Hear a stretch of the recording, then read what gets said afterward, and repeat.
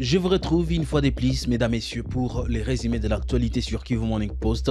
De violents affrontements se sont poursuivis ce vendredi 25 avril 2025 entre les combattants de l'AFC 23 et l'armée burundaise FARDC et Wazalendo sur l'axe Kaziba en province du Sud Kivu. Des combats enregistrés après la signature d'une trêve entre Kinshasa et les rebelles de l'AFC 23. Et puis les combats se sont poursuivis une fois de plus ce vendredi pour une deuxième journée consécutive entre les FARDC et un groupe Wazalendo à Uvira. Et puis dans la province de l'Ituri, Jojo Jacob, ancien grand milicien, a annoncé sa réduction à l'AFC 23 et appelle les Ituriens à soutenir la rébellion dirigée par Corneille Nangaa. Messieurs, dames, c'est tout pour les sommaires. Bienvenue dans l'actualité du jour. Vous êtes nouveau sur la chaîne, n'oubliez pas surtout de vous abonner.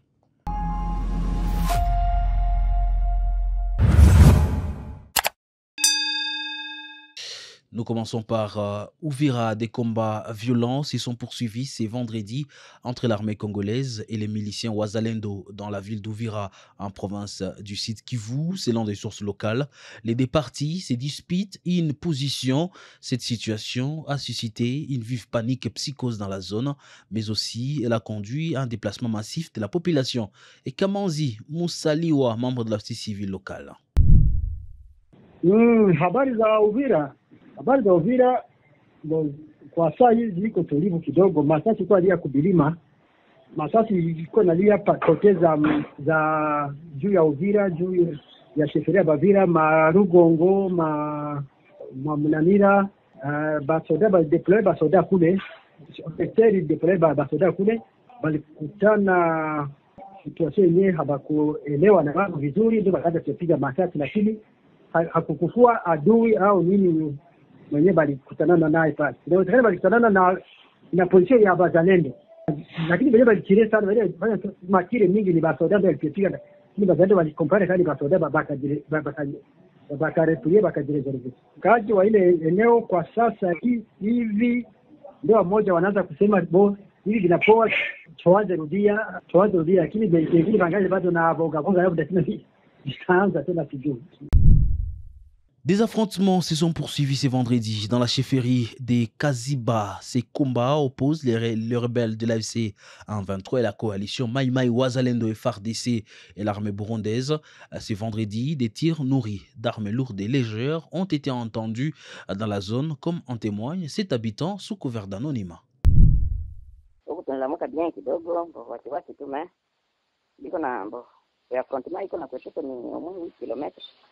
Sasa iko nagombania ngambo za Nyamfunze, milima za Nyamfunze kule Muigamba.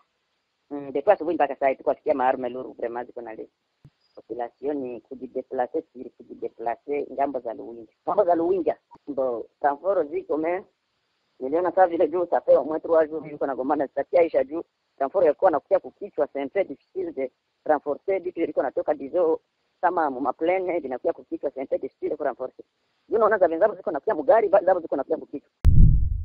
Signature d'une déclaration de principe entre la République démocratique du Congo et le Rwanda. Le secrétaire américain Marco Akera, ce vendredi 25 avril 2025, une cérémonie officielle de signature d'une déclaration de principe entre la République démocratique du Congo et le Rwanda au département d'État à Washington. C'est en vue du rétablissement de la paix dans l'Est du Congo, déstabilisé depuis plus de 3 décennies. Des détails avec vous, Jospin Hangui. La République démocratique du Congo et le Rwanda s'apprêtent à signer un accord de paix et de développement économique ce vendredi à Washington. Cette initiative vise à mettre fin aux violences croissantes dans l'est de la RDC exacerbées par les récentes offensives des rebelles du M23 soutenus par le Rwanda selon l'ONU. L'accord sera signé par les ministres des Affaires étrangères des deux pays lors d'une cérémonie en présence du secrétaire d'État américain Marco Rubio. Washington joue un rôle clé négociant un investissement de plusieurs milliards de dollars en RDC, riche en ressources minières. La situation s'est détériorée depuis qu'en janvier, le M23 a lancé une offensive majeure prenant le contrôle de plusieurs villes, dont Goma et Bukavu. Bien que le Rwanda soit accusé par des instances internationales de soutenir le M23, il affirme agir en légitime défense contre l'armée congolaise. L'accord a pour objectif de favoriser la paix et le développement dans l'est de la RDC tout en renforçant la confiance des investisseurs. Les États-Unis, intéressés par l'accès aux ressources telles que le cuivre et le lithium, espèrent ainsi établir des relations bilatérales plus solides. Le Rwanda discute également avec Washington d'un accord sur le minerai, soulignant l'importance stratégique de cette région pour les deux pays. La signature de cet accord de principe intervient après la déclaration commune entre la rébellion de la FCM23 et les autorités de Kinshasa sur une trêve pour permettre un cessez-le-feu dans le cadre des négociations de Doha au Qatar. La signature de cet accord intervient après la déclaration commune entre la rébellion de la FCM23 et les autorités de Kinshasa sur une trêve pour permettre un cessez-le-feu dans le cadre des négociations à Doha. Lors d'un briefing de presse jeudi, le porte-parole du gouvernement, Patrick Mouyaya, a annoncé un changement diplomatique de Kinshasa. Il a confirmé l'acceptation d'un accord de trêve avec le M23 pour faciliter les négociations sur la crise dans l'est de la RDC. Mouyaya a souligné qu'il n'y a pas de paix sans compromis, faisant référence au communiqué conjoint entre Kinshasa et le M23. Il a indiqué que la rencontre du 18 mars 2025 à Doha entre le président Tshisekedi et Kagame a mené à ces déclarations conjointes du 23 avril 2025, résultat des engagements des chefs d'État. Patrick Mouyaya. Vous ne pouvez pas interpréter la déclaration conjointe qui a été faite hier sans relire la déclaration du 18 mars. C'est l'élément déclencheur. Je rappelle ici qu'avec le Rwanda, dans le cadre du processus de Luanda, toutes les questions étaient vidées. Il restait la signature. La question qui restait pendante pour permettre justement une évolution, parce que nous sommes dans une phase très critique qui est la phase d'atterrissage, c'était la question du M23. Je veux vous faire un petit rappel de la déclaration conjointe qui a été faite entre le Qatar, la RDC et le Rwanda le 18 mars 2025. Dans le cadre des efforts visant à apaiser la situation dans l'est de la République démocratique du Congo, l'État du Qatar a accueilli une réunion trilatérale à Doha le 18 mars 2025, à laquelle ont participé Son Altesse Tamim bin Hamad El Thani, le président Kagame du Rwanda et le président de la République démocratique du Congo. Les chefs d'État ont salué les progrès du processus de Luanda et Nairobi, ainsi que ceux du sommet conjoint EAC-SADC tenu à Dar es Salaam en Tanzanie.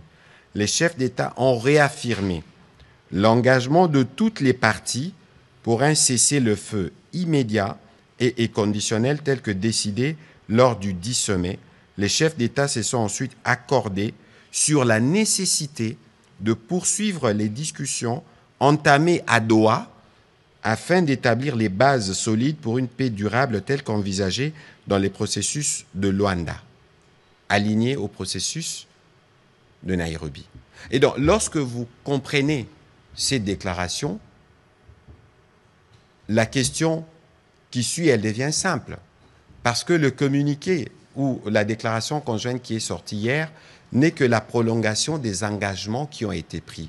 Parce que j'ai lu certaines réactions, on dit on ne mentionne pas le Rwanda. La question du Rwanda, j'ai envie de dire diplomatiquement, elle a déjà été réglée. Parce qu'il restait que la question de la signature.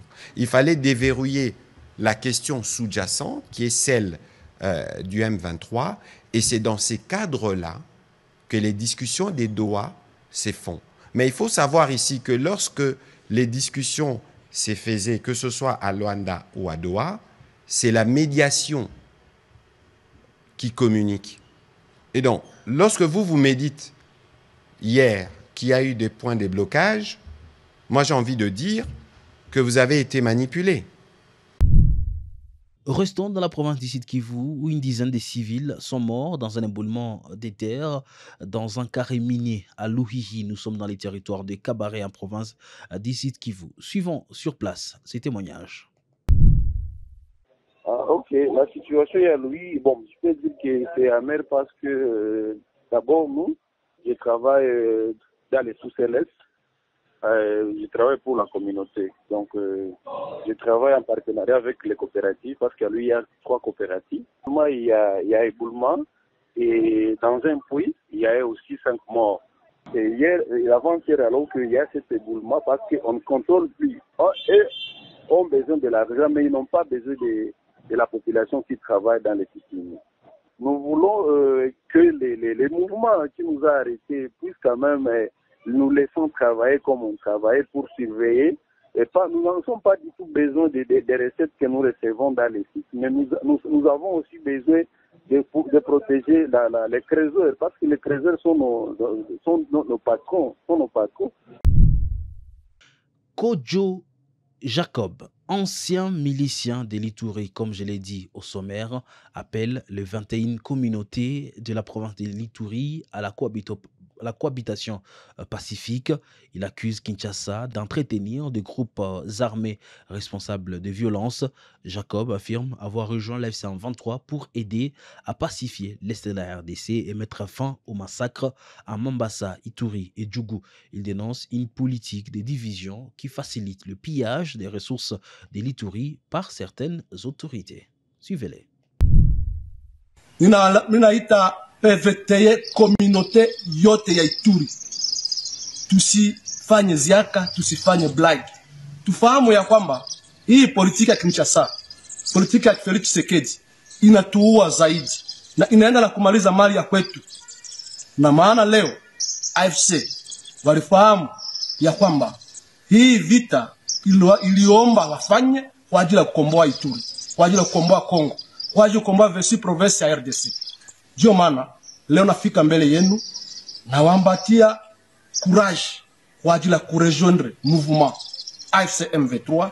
Naita nyinyi wa jeune ya Ituri, nyinyi jeunesse, tunajua sufrasi yenu na mnajua sufrasi tuko napitika pamoja nanyi, na waita murejoindre Armée Révolutionnaire Congolaise ARC na courage yote na certitude yote, na wanduku yenu wiko na mutapokelewa sawa na kwenu.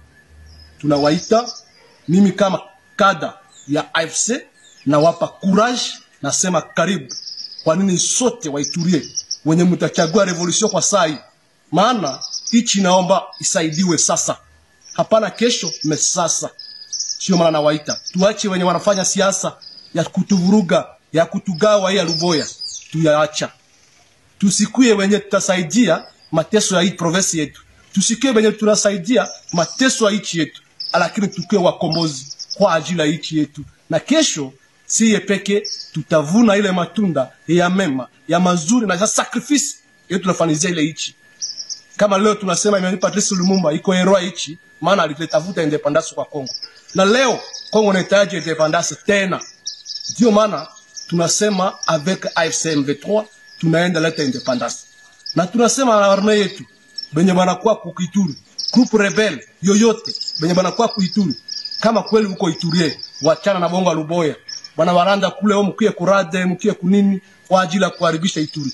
Tunawapa ombi yetu, tunawaita muachana kubeba silaha, mkuye murejoindre AFC M23 na mutapokelewa sawa na leo wazalendo wenye wanarudia, sawa na leo bajeshi ya maimai wenye wanarudia, sawa na FARDC benye banarudia officiel na banafika na mkono. Muliona kusidi Kivu ba FARDC ba polisi banafika babo peke yabo. Tunataka tuingie ku Armée Révolutionnaire Congolaise, maana nabaita wakati ni hii, mkuye murejoindre Armée Révolutionnaire Congolaise wenye wanapenda jeshi, na nyinyi wana siasa mkuye murejoindre bakadre politique ya AFC, hivi kesho tukomboe nchi na tupatie nchi ile valeur yake na heshima yake.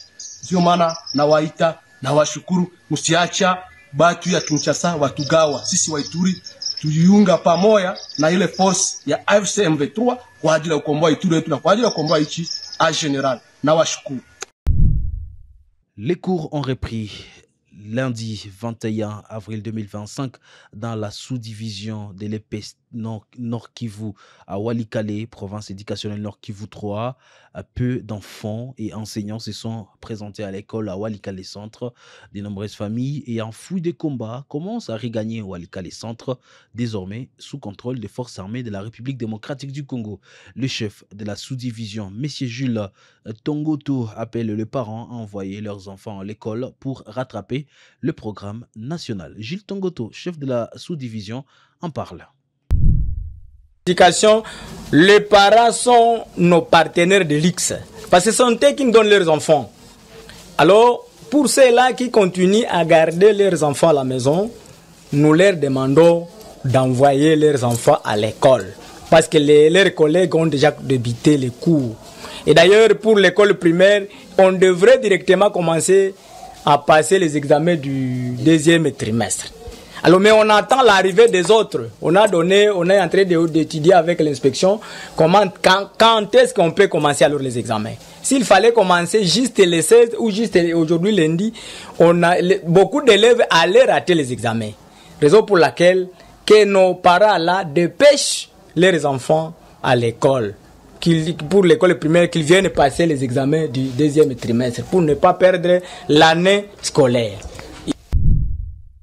L'organisation Médecins sans frontières MSF condamne l'assassinat d'un de ses agents tués par balle dans la soirée du 18 avril à son domicile à Massissi Centre. Nous sommes dans la province du Nord Kivu par un homme armé en uniforme, infirmier à l'hôpital général de référence de Massissi. Il est le second employé MSF à être tué par balle à Massissi Centre en 2 mois et le troisième employé de MSF à perdre la vie par balle depuis le début de l'année au Nord Kivu. Pour Emmanuel, représentant pays des MSF en RDC, il faut que cela cesse. Vendredi passé, nous avons perdu à nouveau un collègue, un collaborateur terrain, un infirmier de l'hôpital général de référence de Massissi, tué par balle à son domicile par un homme armé en uniforme. C'est le troisième collègue à perdre la vie par balle depuis fin janvier dans le Nord Kivu.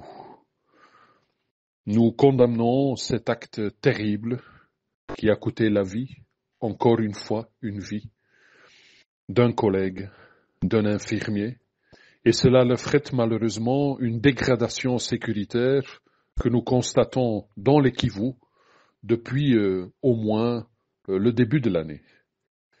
Nos équipes sont malheureusement témoins, mais aussi victimes d'incidents qui affectent les civils, les travailleurs humanitaires, les structures médicales et qui reflètent aussi un manque total de respect pour ceux-ci et un manque de protection de cela. Cela doit cesser. Même loin des lignes de front, l'insécurité est partout. Pour finir l'actualité du jour, les travaux communautaires d'Issalongo n'auront pas lieu. C'est samedi 25 avril 2025 dans la ville de Goma, selon les communiqués du maire de la ville. Ceci entre dans les soucis de compatir avec le fidèle catholique. Demain samedi sera inhumé à Rome les souverains pontifs. Le pape François, décédé le lundi 21 avril 2025 à Goma, inhumé sa mémoire du pape François sera organisée dans toutes les paroisses de la ville, a indiqué l'évêque du diocèse de Goma. Messieurs, dames, fin de l'essentiel de l'actualité sur Kivu Morning Post. Merci à vous de l'avoir suivi. Chaque jour est une journée particulière. Vivez à la beauté des choses. Portez-vous bien.